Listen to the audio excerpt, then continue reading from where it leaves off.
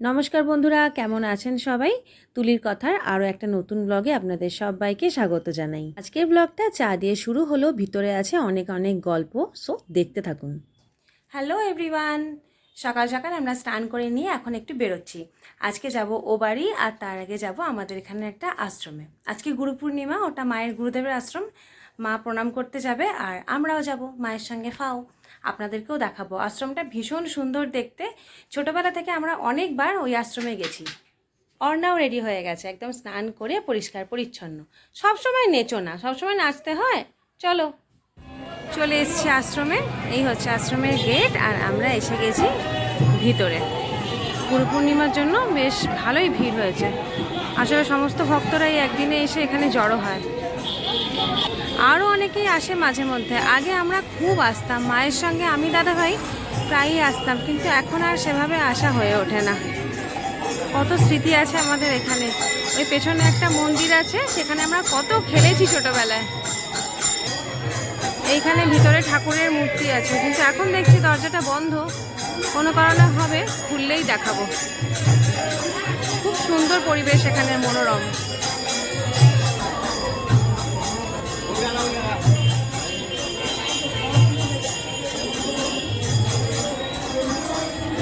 অনেক লাইন পড়েছে গুরুদেবের শিষ্যদের।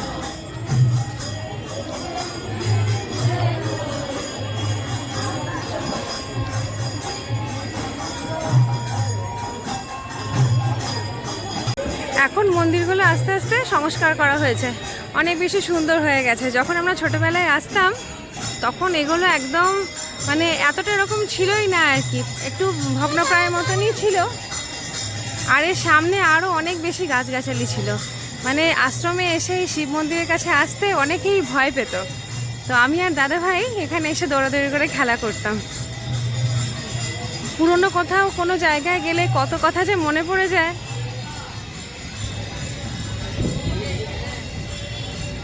আগে আশ্রমে এসে অনেক ভূতের গল্পও শুনতে পারতাম।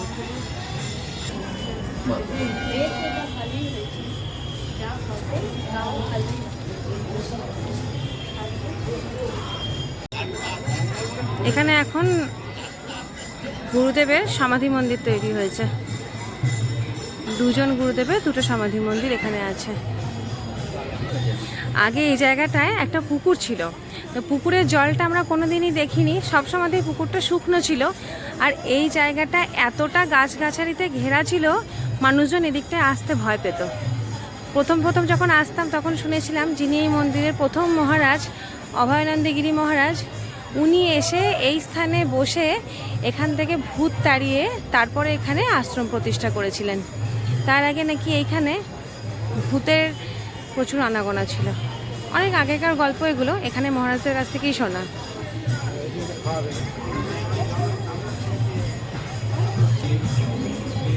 এই যে ঘরের ভিতরে যার মূর্তি করা আছেন, উনি হচ্ছেন আমার মায়ের গুরুদেব।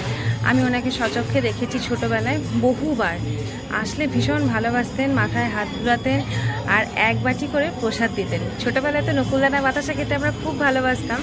তো এক বাটি বাতাসা নকুলদানা দিয়ে এক গ্লাস জল দিয়ে বলতেন, খা, খেয়ে এখানে প্রণাম করবি, আয় পেট ভরে তারপর প্রণাম করলে মাকে ভালো করে প্রণাম করতে পারবি।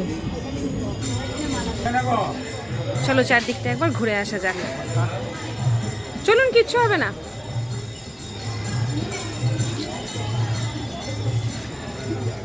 আগে এখানটা কিরকম ছিল, পুকুর ছিল পুরো গাছগাছালিতে ভর্তি।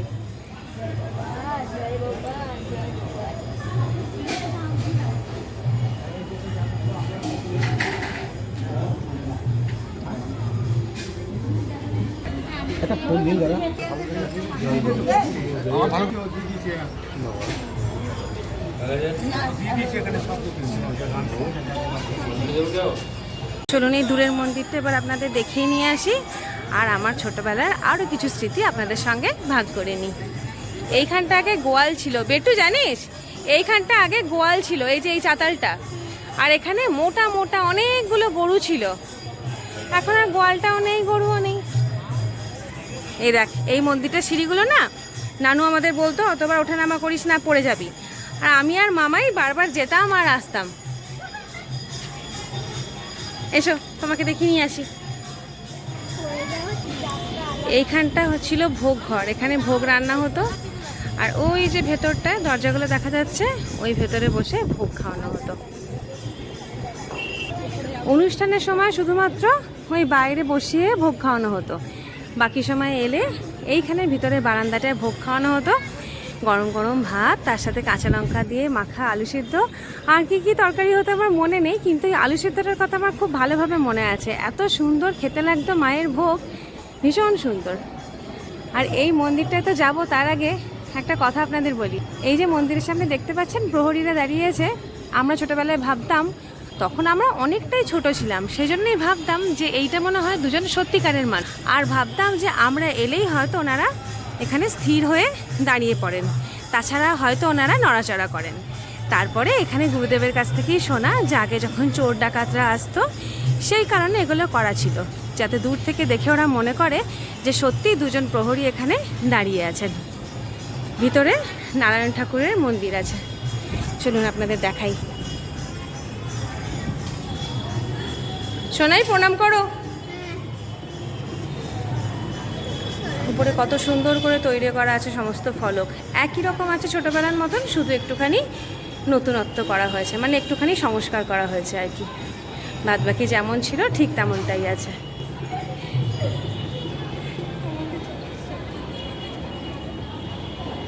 এই যে বেটু এখন যেভাবে হাত দিচ্ছে, এইভাবে হাত দিয়ে দেখতাম যে এরা আসলে সত্যি না মিথ্যে।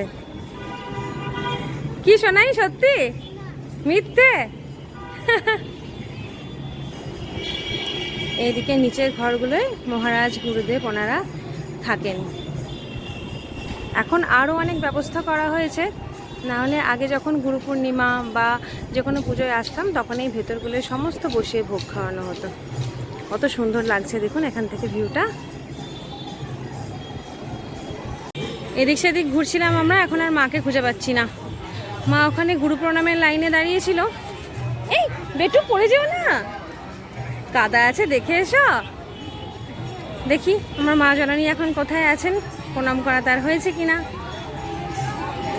এই তো খুঁজে পেয়ে গেছি মাকে।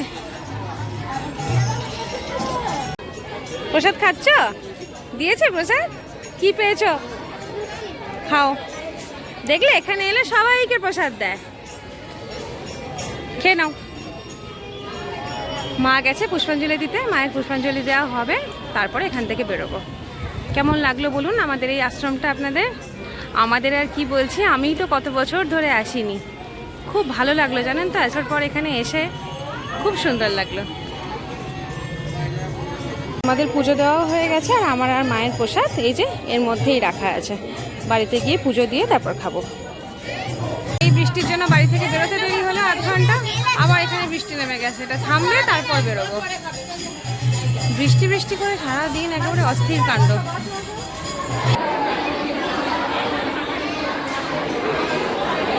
যার যেখানে অন্ন লেখা আছে তার সেখানেই খাওয়া হবে।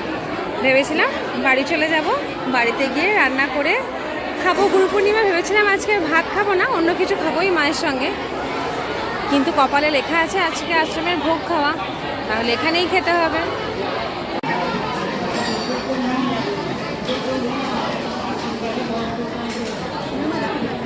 দুপুরবেলায় আশ্রম থেকে ভোগ খেয়ে বাড়িতে এসে একটুখানি রেস্ট নিয়ে এখন বসেছি অর্ণাকে পড়াতে, আর খাবো একটুখানি চা।